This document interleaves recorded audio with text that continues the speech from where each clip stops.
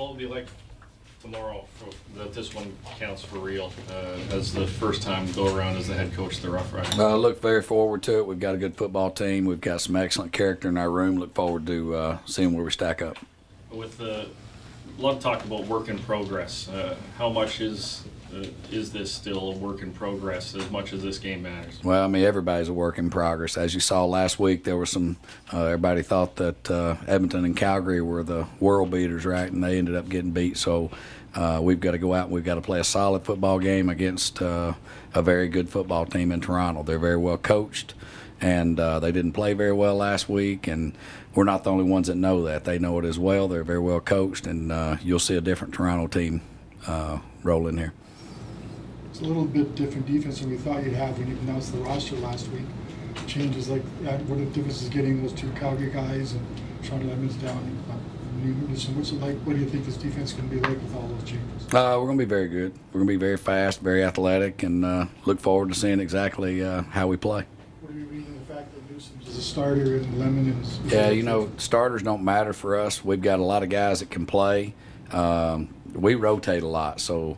A guy, you know, Willie Jefferson was probably one of the better defensive ends in the league last year, and he didn't start a single game. So I don't read a lot into starter and all that stuff. I leave that for you guys. That's still the perception, because Sean Lemon was a big sign. Yeah, I don't worry about perception. How much does it show that how well Newsom adapted to your system? Newsom and 99 are very good football players, as is Sean Lemon. We'll package all three of those in at some time together.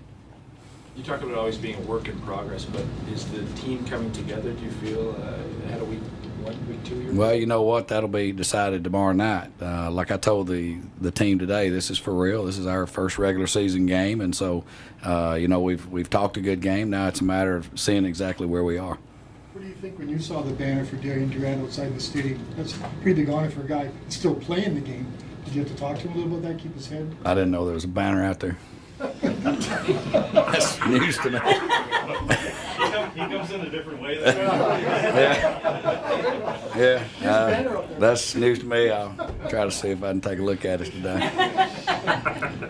Jerry's talked about trying to make Darian just one piece of the puzzle and have him not put too much pressure on himself. Yeah. How do you go about doing that? Yeah, I mean, you know, that's quite honestly, that is what it is. I mean, we've got to have good play from Andrew Jones at guard. We've got to have good play from Greg Jones at middle linebacker.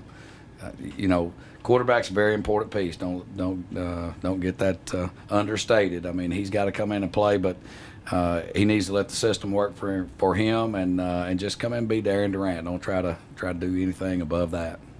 Darian was talking about, and it's unfortunate that it's an 8 o'clock start. Is that something you address as a coach that makes for a very long day for the players and how they prepare for it? Yeah, you know what? I try to, you know, I try to worry just about what I can control, which is the football team, and start time is not something that is dictated by Chris Jones. I'll let the league handle all that kind of stuff in TSN.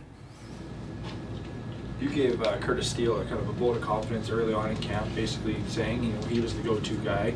Now that we're entering the season, what are you seeing from him as your number one until? Well, first of all, he's a very high-character guy that I've known for a long time. He's a hard worker. You can play him on any special team. You have to protect him from himself. The one injury that he had during camp was he jumped in with the B group and C group offensive linemen trying to give somebody a blow on his own. And so that's the one injury. So that's the kind of guys that you want to try to surround yourself with.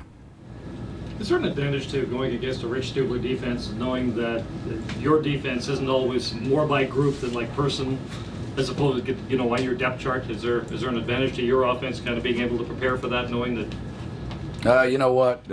Coach Stubler's been around a long time, and his defenses have been very, very good for a long time, and they score a lot of touchdowns themselves, and so. He's a tough guy to prepare for, and he's always been a tough guy to prepare for. We've got our hands full. We just got to come out and play, you know, Rider football. What are you looking forward to most tomorrow? I look forward to seeing, you know, exactly how physical we're going to be, and if we're going to establish ourselves, you know, physically. And that's kind of been our focus this week, and I certainly hope as a football coach that we come out and do that. 23-year-old rookie at safety who was a receiver a few weeks ago. Any anxiousness on your part of how Kevin Francis performs? Yeah, you know, Kevin, we've got a lot of young kids that can play safety. I mean, we picked up Ray from over in Edmonton. We picked up Tavon Campbell, certainly can, you know, step in and play safety. We've got Shane Herbert from Toronto that played safety for us in Toronto. So we've got a multitude of guys, and that's not even to mention, you know, the other two guys, 42. And so, I mean, we've got a lot of guys that can line up at that position. We want him to be a great special teamer, and then we'll spell him. If we spell him, we'll spell him on defense. Chris, best on this 6-game injured list, is there any more you can tell us? He left, sounded like personal reasons. And yeah, it's day to day. He's hurt. You know, it's day to day. We've got Andrew Jones will start at guard, and you know, Hazim will be our backup guard, and that's the way we'll roll. He's kind of a reclamation project too, as former defensive lineman, wasn't he? Very intelligent guy. Very good, and he'll also back us up on the defensive line tomorrow as well. So, you know, he's a Wake Forest graduate, and he's a lot smarter than I am. He can come in and learn 3 or 4 things, and you know, I struggle with one. Anything else? Good. Thanks. All right, see y'all. Good luck, Mark. Good. Thanks, Coach.